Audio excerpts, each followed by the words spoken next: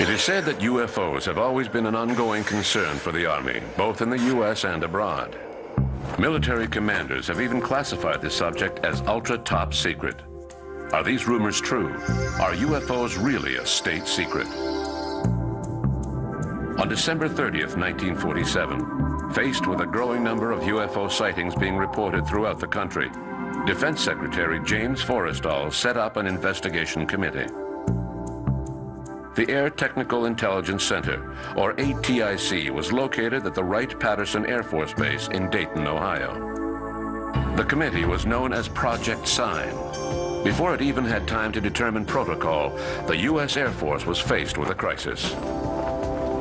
On the afternoon of January 7th, 1948, barely a week after Project Sign had been created, Thomas Mantell, a pilot with the National Guard, crashed in his P-51 while pursuing a large silver-colored sphere over Kentucky.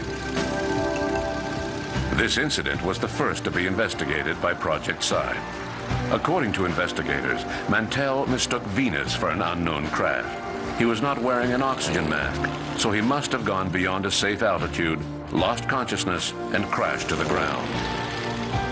This explanation was far from convincing to military commanders.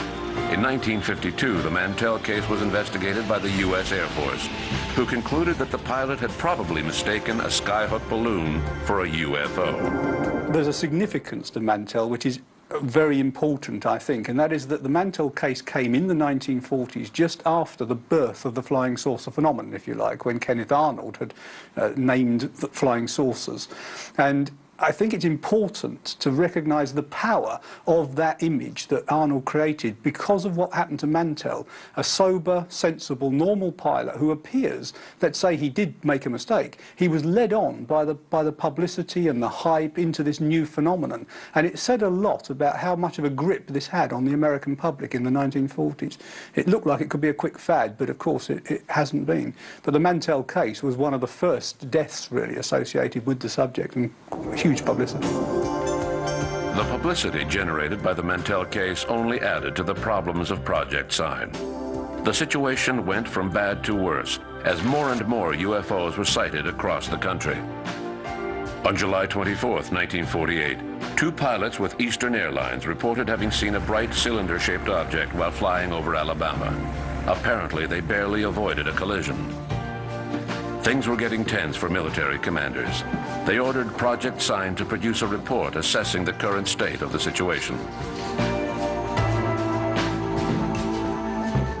What we do know about Project Sign is that right from the beginning, analysts over at Wright-Patterson Air Force Base in Dayton, Ohio, were divided as to what UFOs meant. Some said, yes, I believe this is evidence of extraterrestrial, interplanetary aircraft. This was not necessarily a minority viewpoint. There were, however, others that said, no, no, that's impossible. It cannot be that. It must be something on the fringes of science that we don't yet understand. Now, what appears to have shaken the Sign team up were a series of very important sightings that took place in the summer of 1948. One was in the Netherlands, and a few days later in the United States, in Alabama, one took place of seemingly an identical object. In both cases, it was an object that had a very exceptional speed, was seen clearly visually by trained pilots, and did things that aircraft aren't supposed to be able to do. The Sign team apparently was very impressed by this and wrote what has been called the estimate of the situation. Now, we should state that no copy of the estimate has ever surfaced. I think that the evidence is good that it did exist. There are some very reputable people who have gone on the line to say, yes, I've read it, I know it's in it. Basically, the estimate was a document that the Sign team wrote up that said, yes, UFOs are real, we believe they're interplanetary. This was a document that landed on the desk of Air Force General Hoyt Vandenberg.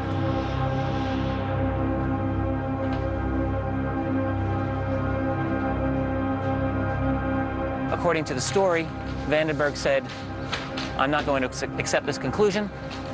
Give me something different. whereupon the sign team came back and gave him something different. And after that, the extraterrestrial thesis went out of favor among Project Sign.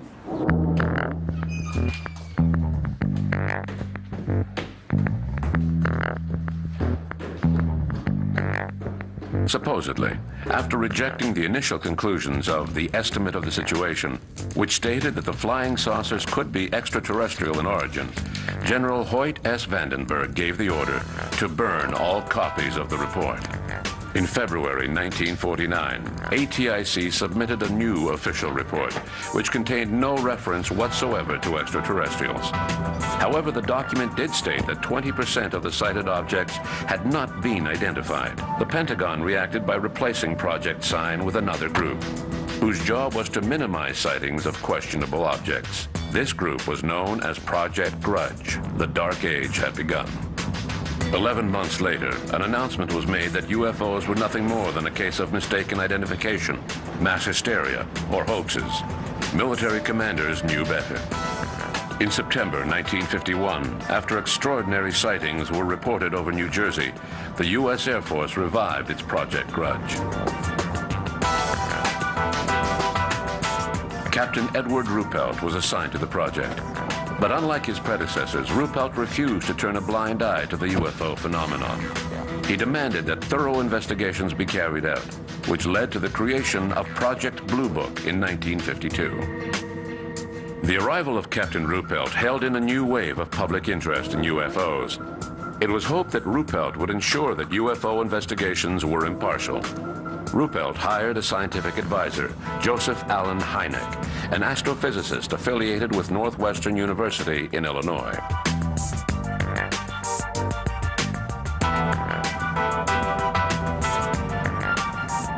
Unfortunately, political winds changed direction in July 1952, when UFOs were sighted over the nation's capital.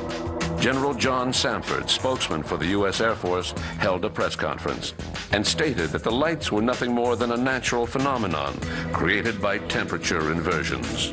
This explanation was hardly convincing. Several federal agencies, including the CIA, were demanding a meeting.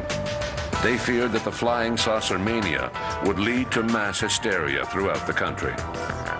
When this meeting was finally held in January 1953, the CIA explained that it was vital to convince the public that UFOs were nothing more than hoaxes or a case of mistaken identification. The U.S. Air Force instructed Ruppelt to direct his efforts towards this goal. Project Blue Book became nothing more than a public relations agency. Ruppelt resigned a few months later, fed up with his new orders. Project Blue Book evolved out of the former Project Sign, which then became something known as Project Grudge, and that became Project Blue Book in the spring of 1952. The reason it did is because of the upsurge of UFO sightings that took place at that time. It was decided that this project required a little bit more status within the Air Force chain of command, and it became Blue Book.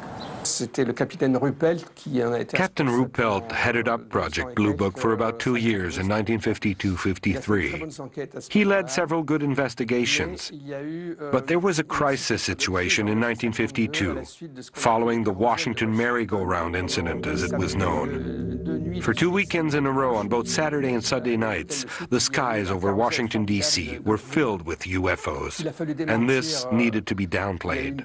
A large press conference was held in Washington, during which the military claimed that the objects were nothing more than mirages. But this explanation was not very convincing. There was a change in policy within the organization, and studies into UFOs were brought to a halt. That's when Ruppelt decided to resign from Project Blue Book. Their job became to explain away.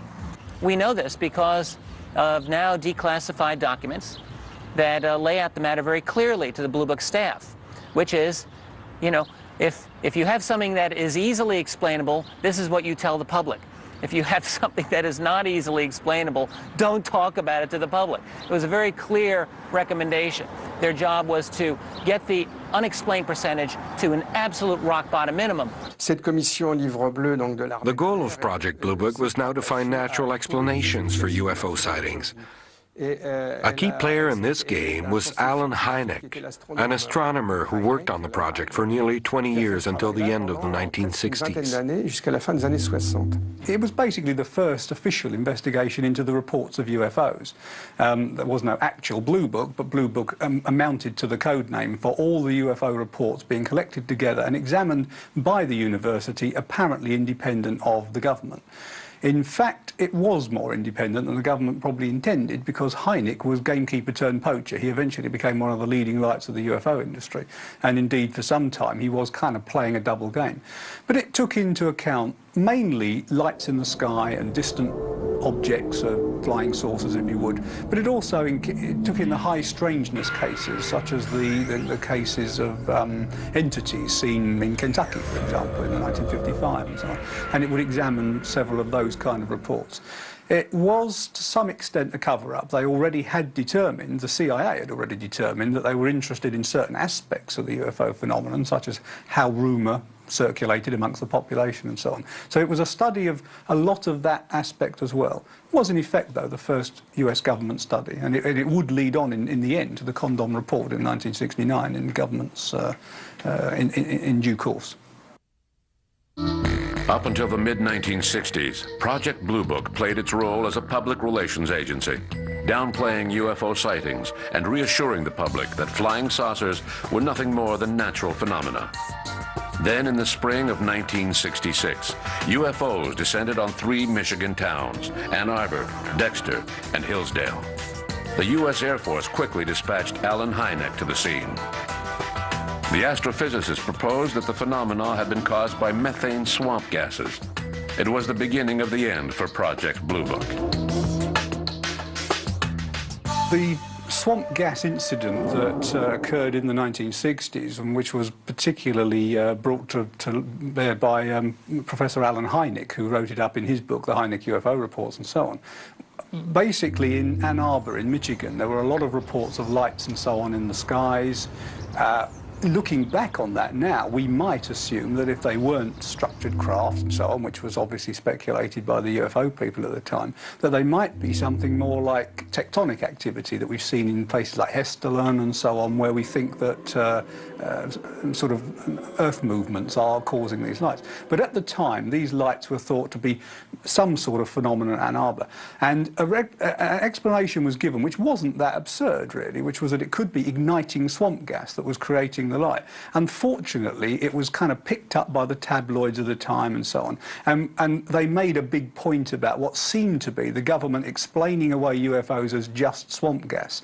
And I think the government has done some stupid things, and they quite rightly are pulled up by this. But in fact, on this occasion, it may not have been that silly a case. Having said that, what happens when you get flaps like that, like Warminster, like Hessdalen, Gulf Breeze, Ann Arbor and so on, is that you've probably got real UFO incidents there, and these other things get seen by people who get very excited, and then the whole thing becomes a flap, and of course a lot of nonsense gets into the data reported. I think there were probably some real cases in there, but unfortunately the whole thing became a complete fiasco because of this so-called cover-up of using this swamp gas explanation. Dissatisfied with Hynek's explanations, the press hounded Project Blue Book for the truth. In the midst of the upheaval, military commanders set up an ad hoc committee made up of military officers and scientists. They concluded that it would be best for a civil agency to take over, relieving the Army once and for all of its UFO problem. The Air Force dumped the problem into the lap of the University of Colorado. So basically what had happened is that Project Blue Book had lost all credibility at this point. The U.S. Air Force had lost credibility on this project. People weren't believing the Air Force answers that it was all weather balloons, or it was all ball lightning, or some other kind of, the planet Venus every single time. So that what the Air Force wanted to do, and had wanted to do for years, was to get rid of Project Blue Book somehow. Their problem had always been that they had conceded that UFOs might represent a problem of national security and defense, and therefore they could not come up with a good excuse for getting rid of Blue Book. If they couldn't say that there's no security problem, they were backed into a corner, in other words. So what they did was, in 1966, hand the ball over to the University of Colorado, a very carefully selected institution, I might add, to study this matter once and for all, it was believed, in a scientific manner. The Colorado Project, also known throughout history as the Condon Committee, lasted for about 2 years. Now, at the end of that time, the Condon Committee decided that UFOs were not worthy of scientific inquiry, essentially nonsense, and that the Air Force should drop Project Blue Book. The problem with the Colorado Project was that its director, Edward Condon, although he was a world-renowned physicist, really knew nothing about UFOs, didn't want to know anything about UFOs, and was wrapped up with studying the crackpot cases, and had stated his position long before the project ended that it was all nonsense, long before they were supposed to have any conclusions. He was already stating them to the public, to the press. There was essentially, midway through the project a mutiny among many of its members who realized that this was a problem. They realized that the director was preordaining a negative conclusion. Matters came to a head, and many of the staffers were fired midway through. There's also a memorandum issued by the second in command of the project, a man by the name of Robert Lowe, who in 1966, at the beginning of the project, wrote an internal-only memo, which said that the trick of what we do will be to convince other scientists that we are actually engaging in a serious study of this project, when in reality we have no expectation of finding anything at all. Now, that memo leaked out about a year into the project and caused a very, very big controversy. So there were things like this that showed that the project may not have been an impartial study. Certainly, if you review the Condon Committee report, there are many deep flaws with it. It is a deeply, deeply flawed scientific document. The conclusions did not match the data. Some reports were well investigated, others were not. And so that it was a very spotty report. For a document that was supposed to solve the UFO controversy, it did not do it. Now, none of that really seemed to matter. The Condon Committee report was released in January of 1969, and the press basically said, oh, okay, nothing to it, end of story. The Air Force said, thank you very much, we're done with Project Blue Book. By the end of the year, Project Blue Book had been disbanded. So in a sense, the Condon Committee was messy, but it did the job. The conclusions of Project Colorado were so incoherent that people wondered whether Dr. Condon had even bothered to read the report before drawing his own conclusions. Once the Condon report was released and Project Blue Book was disbanded, the U.S. Air Force disassociated itself with the UFO issue. Officially, that is. After 1969, the U.S. Air Force has continued to maintain that it no longer investigates reports of unidentified flying objects, or UFOs. This has been its consistent position now for over 30 years. This is patently untrue. We know, for instance, that there have been many intrusions of sensitive airspace that took place in the 1970s over the U.S. northern border and in Canada at the Falcon Ridge Air Force Base in Ontario. Many airspace violations along the U.S. northern border in November of 1975. And this received significant attention by the U.S. military. We know that they investigated it. We also have a memo from 1969 by General Carol Bolander, which stated that the important UFO files that affected national security were not part of the Blue Book system. He was very clear about this. So that certainly there is more than sufficient reason to believe that UFO investigations continue. There have been discussions of possible projects such as Aquarius, another project known as Moondust, and others. Projects such as these that have been said to exist, and I think such projects probably do exist.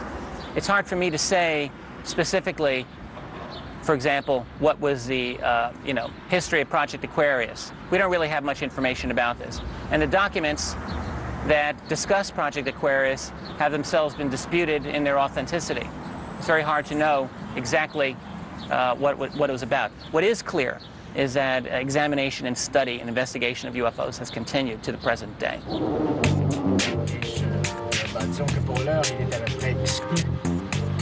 Today, the U.S. Air Force claims that all files relating to UFO sightings are available in national archives. But we have reason to believe that these archives are only the tip of the iceberg. There are a number of astronauts I know who take this very seriously. I've spoken to Dr. Edgar Mitchell, who was the 6th man to walk on the moon, Apollo 14. He's told me he is convinced that there is a cover-up and that the United States has covered up information about a lot, including Roswell, for over 50 years, and that the information is now held by a group that has spun off from the military intelligence organizations of the past. Gordon Cooper has a great interest in the subject. I've communicated with him. He has confirmed that when he was director of the Flight Test Center at Edwards Air Force Base, California, in the late 1950s, a disc actually landed. It extended tripod landing gear and landed on the dry lake bed and was filmed by his camera crew, which were filming various experimental flights at that time. He's confirmed that the disc was around 30 feet in diameter. He did not see this event, but he studied the film, and he was ordered to send it by pouch to Washington, and it hasn't been seen or heard of since. Even though more than 30 years have elapsed since Project Blue Book, chances are that the U.S. Air Force still has several UFO files locked in a vault somewhere. State secrets that will remain secret for years to come.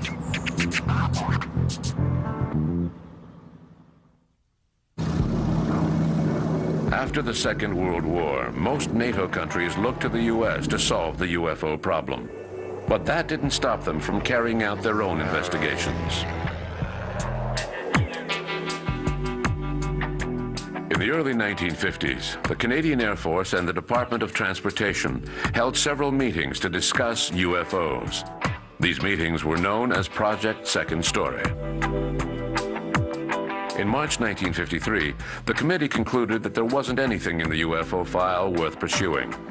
Up until 1967, when the Canadian Army released its UFO files to national archives, the military had done only a few cursory investigations to ensure that the sightings were not a risk to national security.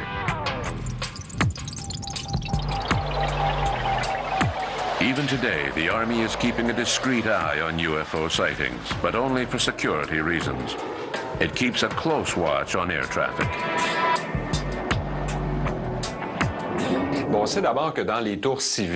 We know that all civil air traffic control towers throughout the country keep a UFO sighting checklist. When an air traffic controller receives a phone call from the public or from a pilot who has seen something strange in the sky, the controller must fill out a report and send it to the 22nd in North Bay, an underground military base that monitors the entire Canadian airspace and works closely with the Cheyenne military base in Colorado.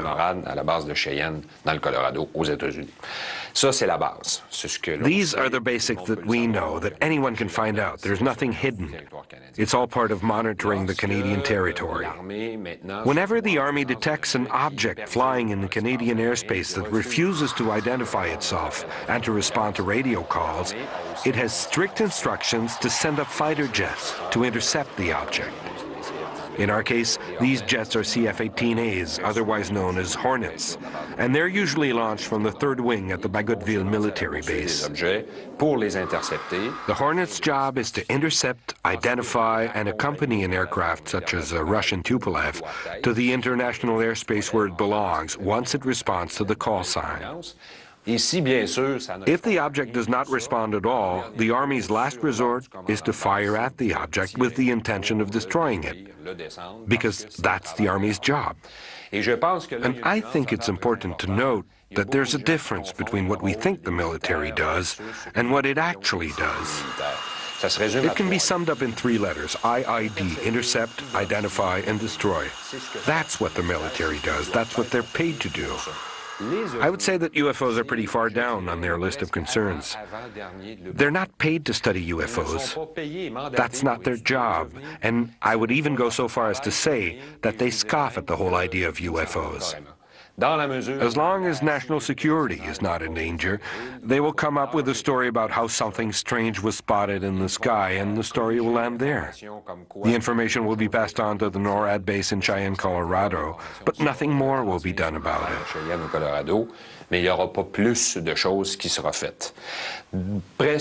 Towards the end of the 1970s, all of the information was being passed on to the Hertzberg Institute in Ottawa, which would put the information together. Then the RCMP would create a file from the information gathered. This process ended around 1995-96 due to cuts by Brian Mulrooney's Conservative government, and nothing has been happening since. This means that the public shouldn't expect the military to be launching any intensive investigations into the UFO phenomenon. In the Canadian history of ufology, there was one case in particular that caught the attention of the Canadian forces. A strange flying machine was spotted by prospector Stephen Michalak near Falcon Lake, Manitoba in 1967. Stephen Michalak was an engineer, a very humble man, an immigrant from Poland from the time of the war. And in 1967, he was doing some amateur prospecting in a very remote area of Manitoba. Not too remote to be completely inaccessible. In fact, just a matter of miles away from a very busy highway, but yet off the beaten track. He had said that he was taking a break, eating his lunch, and had started to chip away at a rock formation because there was much silver and gold and other minerals in the area. In fact, he had staked claims to that effect previously. That he had seen an object, silver in color, about 35 feet in diameter, shaped like a flying saucer, like we would imagine from a Hollywood movie, to land on a rock outcropping not that far away from him, shining very, very bright lights out of openings in its turret, its little dome. After a while, a little door opened in the side of it, and he could see light coming from that too. What is interesting is that he had not conceived that this was a spacecraft from outer space. He thought immediately that this must have been some sort of American flying vehicle that was top secret and had broken down, and they had to make repairs so that nobody would see. So he walked up to the craft a little ways away and shouted out, "Hey, Yankee boys, what's the matter? Your secret aircraft broke down? I'll give you a hand fixing it." What had happened was, previous to him saying this, he had heard some voices coming out of this opening, thinking that they were humans, perhaps. As soon as he called out to them, the voices stopped. And he thought, oh no, maybe this isn't Americans. So he called out in Russian, because he was fluent in a number of languages, asking the same thing. Still no response. He tried German and his native tongue Polish as well. He walked up to the doorway, put his hand, his gloved hand, he had rubberized gloves for dealing with rock chips, on the side of the craft, still thinking it was some sort of secret aircraft, and had to pull away because the gloves melted because the heat was so intense on the outside of this vehicle. The door shut like a camera iris, woof, woof, woof, like this. And the whole object rose up slightly and began to turn so that there was an exhaust vent, like a radiator grill, in front of him. And a blast of hot gas hit him in the chest, and the object took off.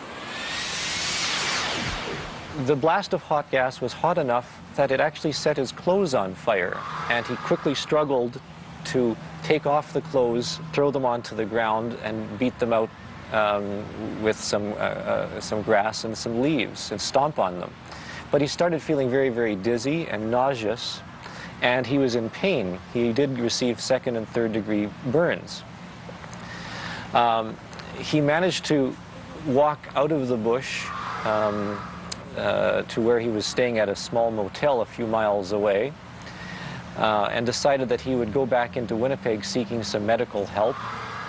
He arrived in Winnipeg a few hours later and had called his family to meet him at the hospital because he told them he had been burned by an aircraft. The doctors at the hospital in Winnipeg treated him for the burns and didn't know what to make of some of his other effects. He was dizzy, he was vomiting, he was very much out of sorts. Only later did he actually explain to his family what had happened, and he thought that because this was some sort of secret aircraft and perhaps it wasn't a Canadian or American craft, that it was some other device, that he should tell authorities about this. So he contacted one of the newspapers in Winnipeg and told a reporter about his experience. And when the reporter heard the fantastic story, it broke all across Canada, in fact around the world, and it became one of the most intensely investigated reports in all of North America.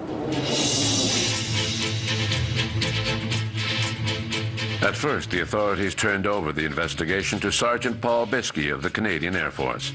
His report was filled with contradictions. Biskey recognized that Michalak was honest, yet he remained convinced that the whole thing was nothing more than a hoax or a hallucination.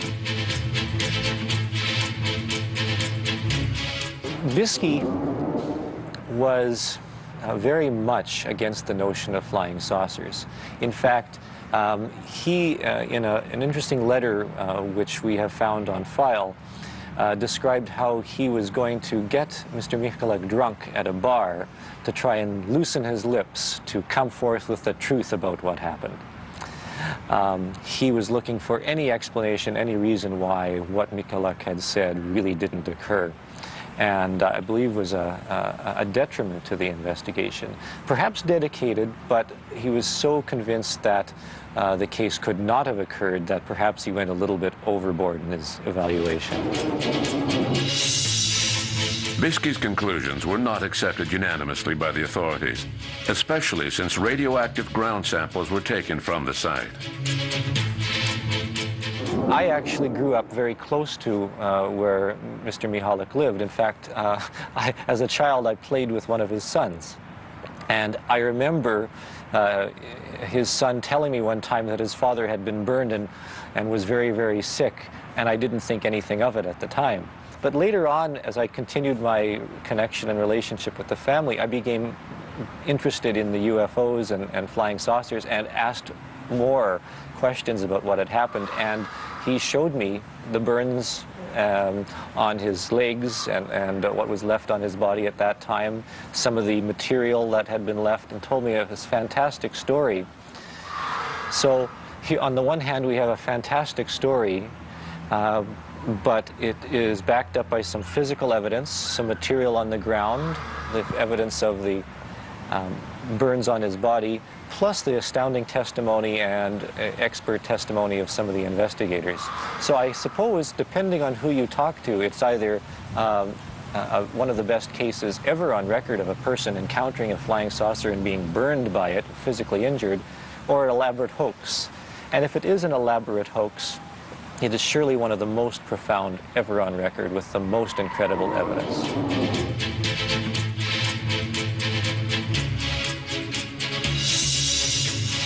The Michalak case was never really explained. Even today, 35 years later, part of the Michalak file is still inaccessible, classified as a state secret by National Defense.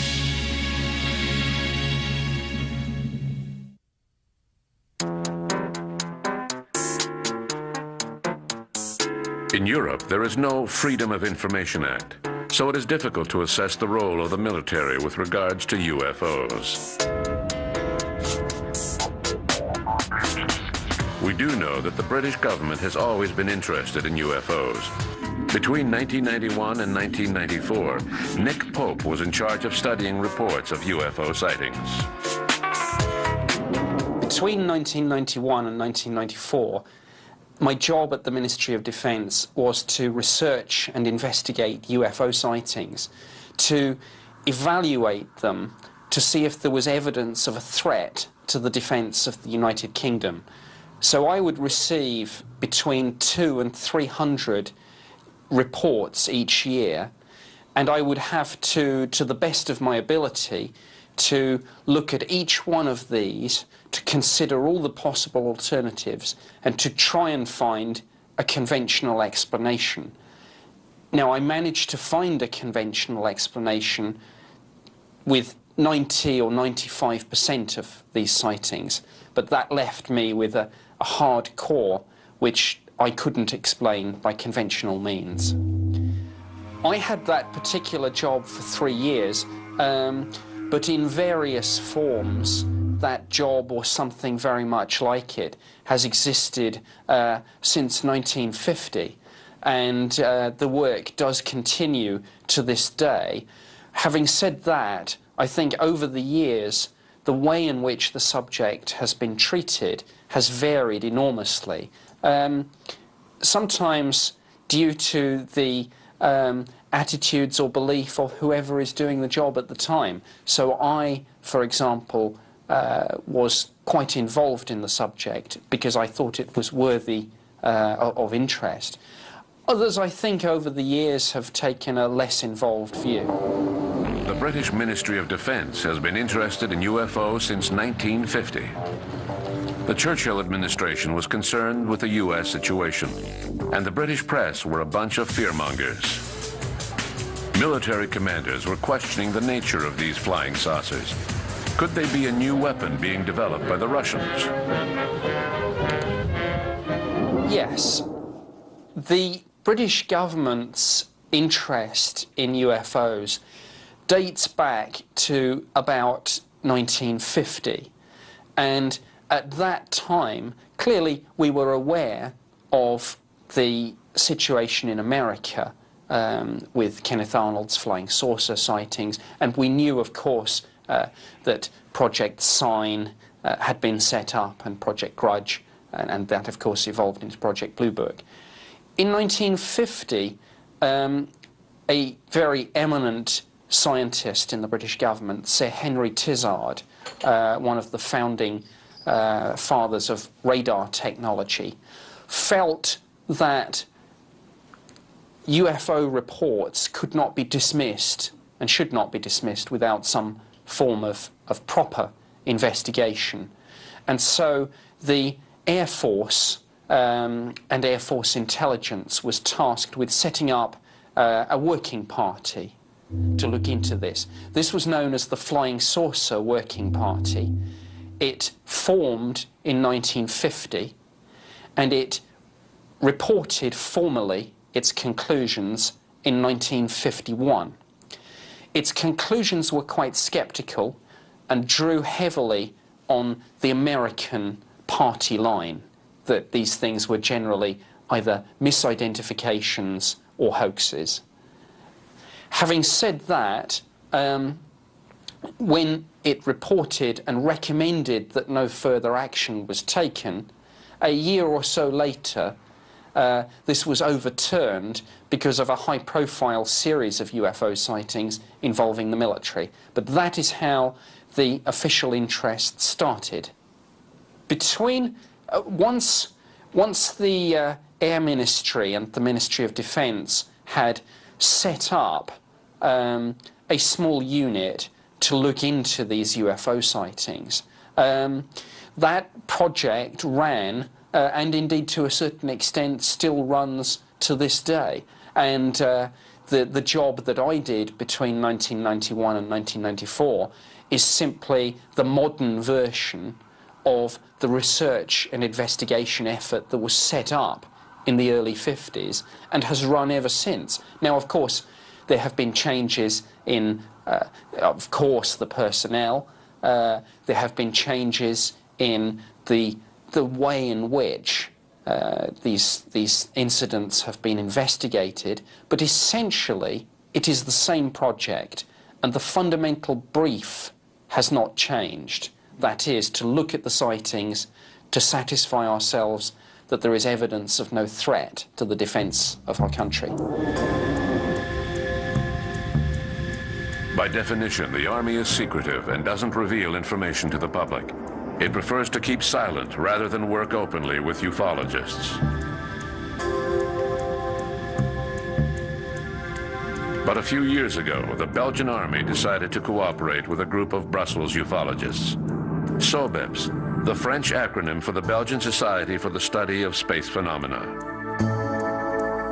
In the fall of 1989, an airship appeared over Belgium.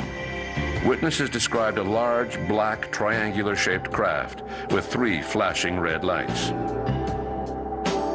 In Brussels, SOBEPS was quickly inundated with reports of sightings. The Belgian Army agreed to cooperate with the ufologists and was ready to send up a reconnaissance aircraft.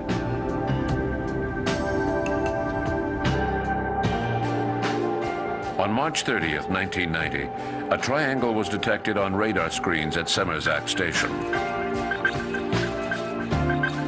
Just after midnight, 2 F-16 fighter jets were sent up to pursue the object. One of the F-16s had the UFO on its radar screen, but the other aircraft was flying without radar. The unidentified object took off at speeds that no human could withstand. A few days later, Colonel Wilfred de Bruer, head of the Air Force, presented radar images to the press. They were quite astounding.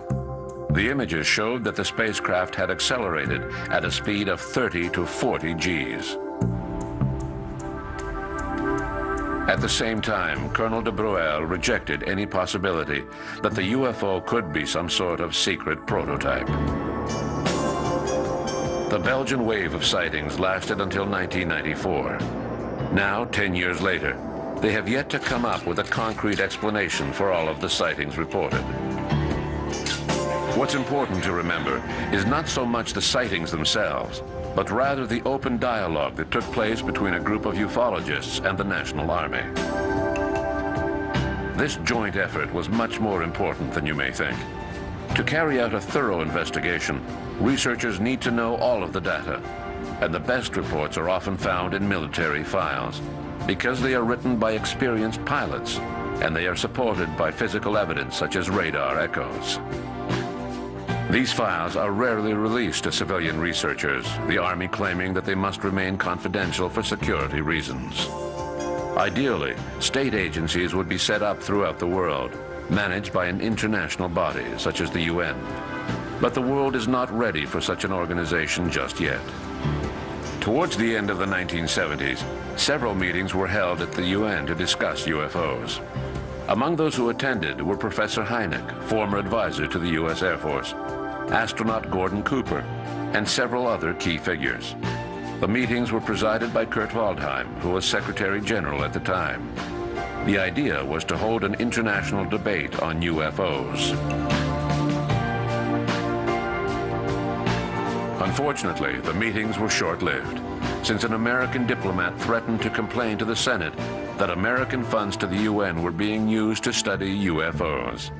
Proof that before God, we are all equally wise and equally foolish.